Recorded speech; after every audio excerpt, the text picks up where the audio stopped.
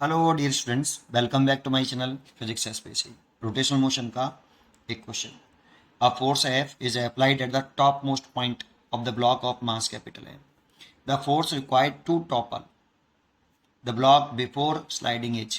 चार चॉइस दे रखे हैं और ये फिगर दे रखा है। पहले टॉपल का मतलब समझते हैं कि जैसे कि एक हमारे पास ये कोई ब्लॉक है और इस पर हम यहाँ पे कोई एक फोर्स लगा रहे हैं। अगर ये फोर्स लगाने पर ये बॉडी ऐसे घूम जाए, ऐसे घूम जाए किसी पॉइंट के अबाउट, तो आप इसे टॉपल करना बोलते हैं। अगर हम, ये डिपेंड करता है कि जो point of application of force है वो किस जगह पे लग रहा है। जैसे अगर हम इसी बॉडी पर अगर फोर्स हम डाउन नीचे लगाते ऐसे, तो टॉपल करने के चांस ना के बराबर होते हैं, मतलब होते ही नहीं टॉपल। लेकिन जैसे जैसे इस फोर्स को हम ऊपर तरफ लगाते जाएंगे तो टॉपल करने का चांस बढ़ता जाएगा। आप ये प्रैक्टिकल कर सकते हो। एक बॉडी को ले लीजिए और उस पर फोर्स बॉटम में लगाइए तो बॉडी के घूमने के चांस कम होंगे, रोटेट करने के चांस कम होंगे, घूमने के चांस मतलब टॉपल करने के चांस कम होंगे। लेकिन जैसे जैसे इस फोर्स को आप ऊपरी तरफ लगाओगे तो बॉडी टॉपल करेगी, मतलब घूमेगी, रोटेट करेगी, चलेगी नहीं आगे। आप यहाँ पे फोर्स लगाओगे तो बॉडी चलेगी, घूमेगी नहीं। और जैसे जैसे इस फोर्स को ऊपरी तरफ लगा चले जाओगे तो बॉडी चलेगी नहीं, घूमना स्टार्ट कर देगी। आप भी प्रैक्टिकल कर सकते हो। घूमने का स्टार्ट कर देने को क्या बोलते हैं? टॉपल करना कहते हैं। चलिए अब इसको आगे समझते हैं। इसमें कहानी क्या है वो जरा समझते हैं। देखो, इसका एफबीडी अगर बनाए और हम ये मान लें कि अभी बॉडी चल नहीं रही, मान लो रेस्ट में, ये एज्यूम कर लें कि बॉडी क्या है, रेस्ट में, चल नहीं रही। अगर ऐसा है तो चल नहीं रही तो स्टैटिक फ्रिक्शन लगेगा, और स्टैटिक फ्रिक्शन जो होता है ये स्टैटिक फ्रिक्शन लगेगा। और स्टैटिक फ्रिक्शन की जो रेंज होती है, स्टैटिक फ्रिक्शन जो लग रही है उसकी रेंज होती है स्टैटिक फ्रिक्शन की, वो 0 से बड़ी और म्यू एस इंटू एन से छोटी, ये होती है। और एन की वैल्यू अगर देखें यहाँ पे तो इसका सेंटर ऑफ मास पर एम जी होता है ऐसे। और नॉर्मल रिएक्शन भी अभी इनिशियली मैं सेंटर ऑफ मास पे लगा देता हूँ ऐसे, ठीक है ना। ये जो सर कॉन्टैक्ट सरफेस फोर्स हो गया, कॉन्टैक्ट फोर्स हो गया एन। अब एन की वैल्यू देखें तो अगर बैलेंसिंग करने वाली कंडीशन में चल नहीं रहा तो बैलेंस हो रहा है।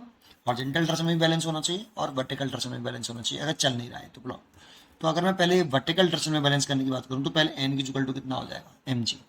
और N equal to M G हो जाएगा तो यहाँ पर जो स्टैटिक फ्रिक्शन होगा वो लेस देन इक्वल टू होगा mu S into M ji.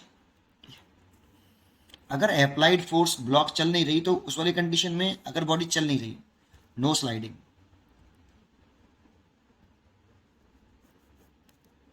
That means body किस में है, रेस्ट में है, तो जो अप्लाइड फोर्स है वो कम रहा होगा किससे, या फिर बराबर रहा होगा किससे, एफ एस मैक्सिमम से, म्यू एस इंटू एन से।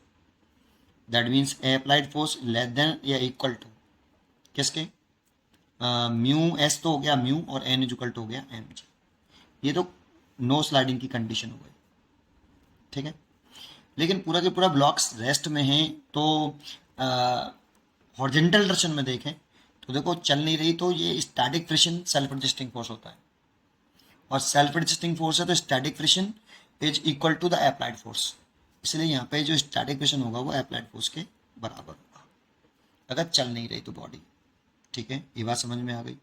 लेकिन यहाँ ये तो ना चलने की कंडीशन हो गई, रोटेट कर रही है नहीं कर रही वो अगर देखें तो इस वाली इनिशियली कंडीशन में नेट फोर्स तो जीरो हो गया पूरे ब्लॉक पर, इसने इसको बैलेंस कर लिया और इसने इसको बैलेंस कर लिया, तो नेट फोर्स तो जीरो है भाई।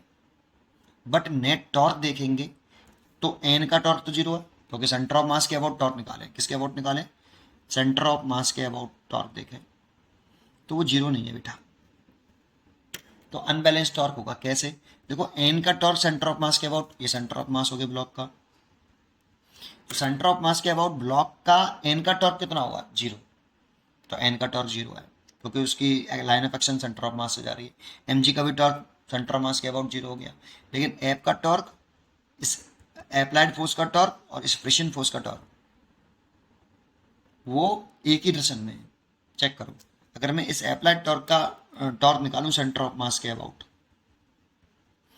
कैपिटल एफ, और इस ये सेंटर ऑफ मास पर लग रहा है, तो ये वाली जो डिस्टेंस हो गई ये a/2 हो गई, ये a/2, एफ इंटू a/2। ये टॉर्क इज इक्वल टू लिख रहा हूं मैं r परपेंडिकुलर इंटू एफ। तो r परपेंडिकुलर आपका ये हो गया, और क्योंकि इसकी लाइन ऑफ एक्शन ऐसे बना ली, और इसका जो टॉर्क का है वो डाउनवर्ड डायरेक्शन में, देखो ऐसे, दैट मीन्स ये बॉडी को क्लॉकवाइज घुमाएगा ये टॉर्क। तो ये जो टॉर्क है वो डाउनवर्ड डायरेक्शन में बॉडी को क्लॉकवाइज रोटेशन करेगा। और अगर मैं फ्रिक्शन का टॉर्क निकालूं तो इसके फ्रिक्शन का torque F S static friction multiplied by ये भी a/2 हो गया सेंटर ऑफ मास के अबाउट। देखो इस फोर्स की भी जो लाइन ऑफ एक्शन है वो सेंटर ऑफ मास से परपेंडिकुलर डिस्टेंस जो है वो ये है, जो कि a/2 है। लेकिन इसका टॉर्क भी अगर डायरेक्शन निकालता हूँ इस टॉर्क की, तो r क्रॉस एफ करता हूँ, तो ये भी डाउनवर्ड डायरेक्शन में आ रहा है, r क्रॉस एफ। और अगर ये भी डाउनवर्ड डायरेक्शन में आ रहा है तो इसका भी टॉर्क डाउनवर्ड डायरेक्शन में ही है, दैट मीन्स ये भी क्लॉकवाइज टॉर्क है। और इसके अलावा एन का टॉर्क और एम जी का टॉर्क 0 है इनिशियली। तो सीधा सा है कि सेंटर ऑफ मास के अबाउट इसमें टॉर्क है, और ये टॉर्क इस बॉडी को क्या कर सकता है, घुमा सकता है, दैट मीन्स टॉपल करा सकता है। अगर आपको चाहते हो कि टॉपल ना करे, अगर आप चाहते हो कि कंडीशन ऑफ नो टॉपल, पहले कंडीशन ऑफ नो टॉपल देख रहा हूं मैं, कंडीशन ऑफ नो टॉपल, तो क्या होगा, टॉपल करने से कौन रोक सकता है इसको, यहाँ पे तो देखो टॉपल होगा due to unbalance torque. Okay, यहाँ पे एक ही डायरेक्शन में दोनों, इन दोनों का जो टॉर्क है वो एक ही डायरेक्शन में है, तो टॉपल तो जरूर होगा। इसीलिए मैं यहाँ पे एक चीज लिख देता हूँ, पहले एक लाइन लिखता हूँ पहले समझने के लिए, समझो। मैं लिख लेता हूँ यहाँ पे कि suppose the friction F is sufficient to prevent sliding. In the case if the normal n also passes through center of mass, then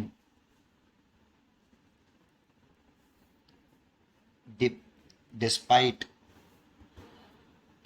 the fact that the block is translational equilibrium,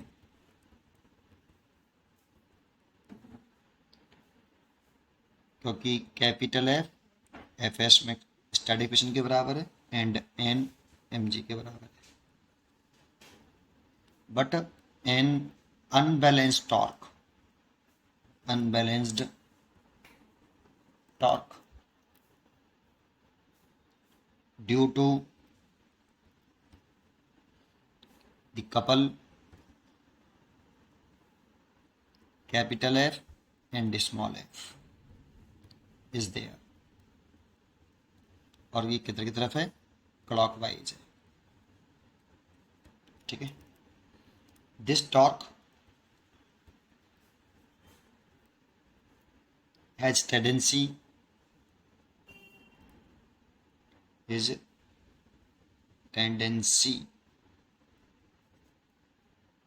to the topple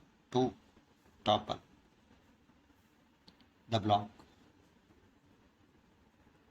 about, मैंने torque centre of mass के about निकाला था, about centre of mass, to cancel the effect of this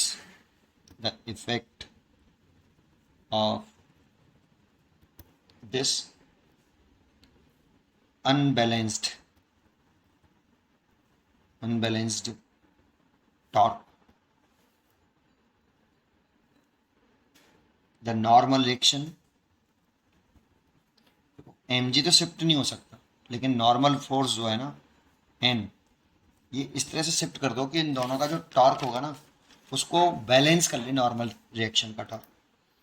normal reaction N is shifted, भी समझ में आएगा बेटा, बस लिख लूँ जिससे आपको सारे क्वेश्चन सॉल्व हो जाएंगे अगर ध्यान दो दोस्त। Towards right a distance x such that net anti-clockwise torque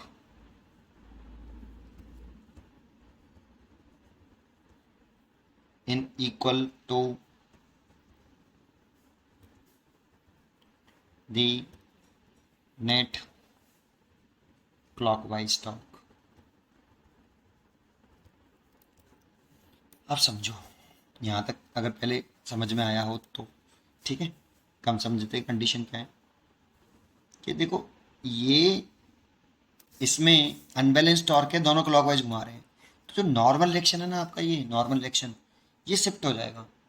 mg कभी शिफ्ट नहीं होता, mg always act centre of mass, लेकिन जो नॉर्मल रिएक्शन है वो अपने आप को शिफ्ट करता है और इन दोनों के जो टॉर्क है, इन दोनों के टॉर्क को बैलेंस करता है। तो किधर तरफ शिफ्ट करना पड़ेगा वो जरा चेक नहीं करने वाली बात है। देखो mg का टॉर्क तो इधर ही रहेगा, mg तो यहीं रहेगा, friction force static friction force भी यहीं रहेगा जो कि अप्लाइड फोर्स के बराबर है, अप्लाइड फोर्स भी यहीं रहेगा सेंटर ऑफ मास पर। अब जरा सोचो एन को किधर शिफ्ट करें जिससे इन दोनों का टॉर्क को बैलेंस कर ले। तो इन दोनों का टॉर्क कैसा था, ये कैसे घुमा रहे थे, क्लॉकवाइज घुमा रहे थे। तो अगर मैं इस नॉर्मल रिएक्शन को इधर शिफ्ट करने की कोशिश करूंगा, चलो पहले मैं इधर की तरफ शिफ्ट करता हूँ। इधर की तरफ शिफ्ट कर दिया मैंने नॉर्मल रिएक्शन को, देखो सेंटर ऑफ मास से x दूरी पर कर दिया, देखो ये शिफ्ट सेंटर ऑफ मास से x डिस्टेंस पर मैंने इसको शिफ्ट कर दिया। अब सोचो इसका टॉर्क कैसे आएगा। तो देखो सेंटर ऑफ मास के अबाउट टॉर्क निकाल लें तो इसकी लाइन ऑफ एक्शन ये हो गई, ये परपेंडिकुलर डिस्टेंस हो गई, देखो ये वाली परपेंडिकुलर डिस्टेंस, इसको एक्सटेंड करेंगे, टॉर्क की डायरेक्शन निकालें r क्रॉस f। तो देखो ये एक बॉडी को घुमा रहा है एंटी क्लॉकवाइज और इसका टॉर्क बॉडी को घुमा रहा था क्लॉकवाइज, फिशन फोर्स का भी टॉर्क क्लॉकवाइज घुमा रहा है। अगर इसका ये इस तरह से शिफ्ट हो जाए कि इसका टॉर्क एंटी क्लॉकवाइज आ जाए, वो इन दोनों के टॉर्क के बराबर हो जाए, तो टॉपलिंग नहीं होगी, तो घूमेगा नहीं बॉडी। सेंटर ऑफ मास के अबाउट टॉर्क जीरो हो जाए, कहने का मतलब ये है। और सेंटर ऑफ मास के अबाउट टॉर्क अगर जीरो है तो कैसे करें, देखो सेंटर ऑफ मास के अबाउट टॉर्क अगर जीरो हो जाए तो नो टॉपलिंग, नो टॉपलिंग।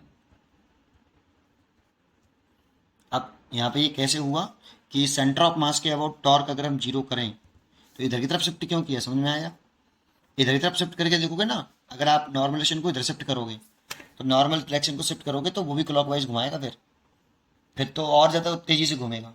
हम चाहते हैं condition of no toppling, toppling ना हो, है ना। पहले वो कंडीशन चाहते हैं, नो टॉपलिंग की कंडीशन चाहते हैं। तो सेंटर ऑफ मास के अबाउट टॉर्क जीरो होना चाहिए। तो इस वाली कंडीशन में देखो एफ का टॉर्क लिखे हैं तो एफ a/2 अभी लिखा था, क्योंकि ये साइड पूरी ए है, तो ये सेंटर ऑफ मास है, तो ये वाली डिस्टेंस जो है a/2 हो जाएगी, ये वाली a/2। और ये दोनों बराबर हैं स्टैटिक फ्रिक्शन और अप्लाइड फोर्स, तो कैपिटल एफ ही लिख लेता हूँ इंटू a/2। और इन दोनों के टॉर्क डाउनवर्ड डायरेक्शन में, और नॉर्मल डायरेक्शन का जो टॉर्क आ रहा है वो अपवर्ड डायरेक्शन में आ रहा है, एन इंटू एक्स, ठीक है ना। ये मल्टीप्लिकेशन का साइन है चलो इसको उठाए तो ठीक है ना, एन इंटू एक्स आपका ऐसे। तो ये एंटी क्लॉकवाइज का टॉर्क है, इसलिए अपवर्ड डायरेक्शन में आ रहा है। ये कितना होना चाहिए, जीरो। तो जीरो तो कैपिटल एफ, ये देखो कितना हो जाएगा एफ इंटू ए, और ये माइनस के एन इंटू एक्स। तो यहाँ से एन एक्स की वैल्यू निकालें तो एक्स की वैल्यू कितनी आएगी, पहले एन की वैल्यू पुट कर लें। एन की वैल्यू कितनी है बेटा, अगर शिफ्ट भी हो जाएगा ना तो नो टॉपलिंग कर रहे हैं ना, तो बैलेंस तो है ही है ना, तो N equal to M G तो रहेगा ही रहेगा। तो एन की वैल्यू कितनी रख दें, एम जी, और इसको इधर ले जाएं, M G X is equal to F A. तो एक्स इज इक्वल टू कितना आ गया, F A upon M G. अब देखो ये नॉर्मल जो एक्स है ये इतना शिफ्ट होने पर नेट टॉर्क जीरो होगा, है ना, और टॉर्क जीरो होगा तो कोई टॉपलिंग नहीं होगी।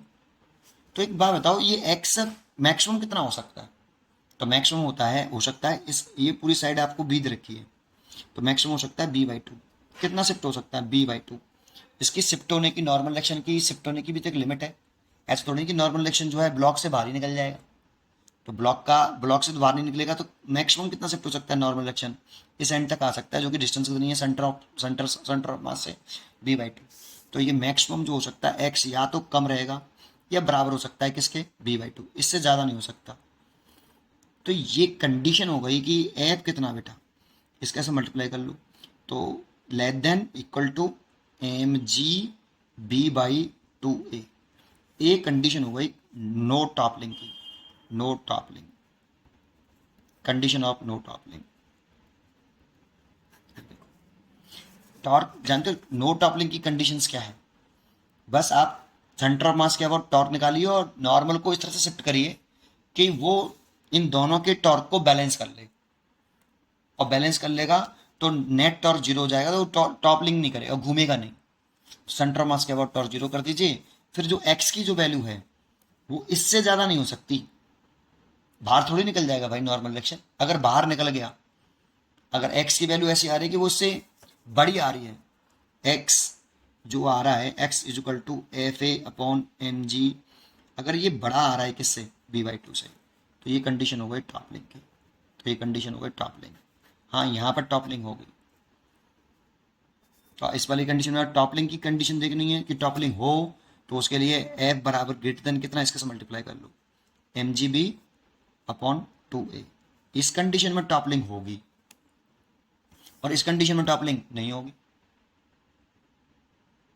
भाई जैसे ही ये नॉर्मल डायरेक्शन बाहर निकल गया, अगर x की वैल्यू किससे बड़ी हो गई, b/2 से, तो वो पॉसिबिलिटी नहीं है ना, नॉर्मल डायरेक्शन बाहर थोड़ी निकल सकता है, फिर तो वो बैलेंस ही नहीं करेगा, फिर तो टॉपलिंग होगी। ये मैंने f कब निकाला है, जब मैंने ये x b/2 से कम और बराबर रखा है, और ये हो सकता है इतना तो शिफ्ट कर ही सकता है वो, और इतना शिफ्ट करेगा तो ये कौन सी कंडीशन है, जब टॉर्क जीरो रहे, टॉर्क जीरो रहने की कंडीशन है ये। अगर ये वाली कंडीशन रहेगी तो टॉर्क जीरो रहेगा, सेंटर ऑफ मास के अबाउट बैलेंस करता रहेगा, तो टॉपलिंग नहीं होगी। इस वाली कंडीशन में टॉपलिंग होगी, इसीलिए इसका जो चॉइस हो सकती है वो यहाँ पर क्वेश्चन पूछ रहा है, the force required to topple the block before sliding, slide भी ना करे और टॉपल कर जाए, बट तो टॉपल कर जाए स्लाइड ना करे, तो स्लाइड ना करे तो उसकी कंडीशन तो ये है, वह स्लाइड नहीं करेगा। अगर एफ की वैल्यू इस म्यू एम जी से ज़्यादा हो जाती तो स्लाइड कर जाता। अगर स्लाइडिंग की कंडीशन देखें कि स्लाइड करे तो इससे ज़्यादा होगी तो कर जाएगा, इससे कम या बराबर रही तो नहीं करेगा, है ना।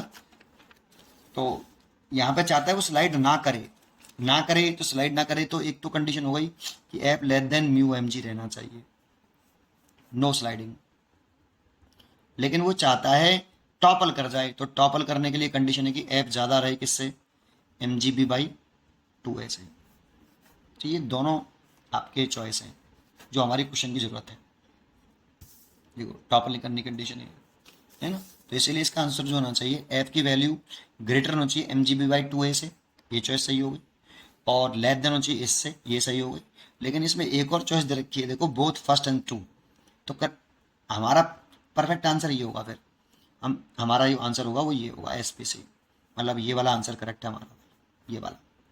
ठीक है भाई, ये वाला आंसर करेक्ट है, ये क्योंकि हमें दोनों चॉइस सही हैं, तो इसके हिसाब से ये वाली चॉइस हमारी सही है। ये A और B लिख देता हूँ यहाँ। ठीक है, पढ़ते रहिए और खुश रहिए। Thank you.